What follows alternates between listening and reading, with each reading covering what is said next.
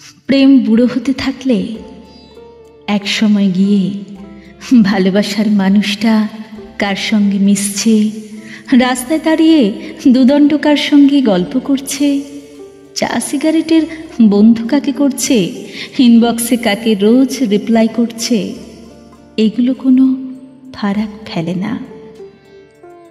তখন শুধু এটুকুই আশা থাকে যে ভালোবাসা সুস্থ আছে, মন ভালো করে দিন শেষ করছে, আমার কাছেই রোজ ফিরছে, আর আমার হাত ধরেই বিপদ আপদ কাটিয়ে উঠছে।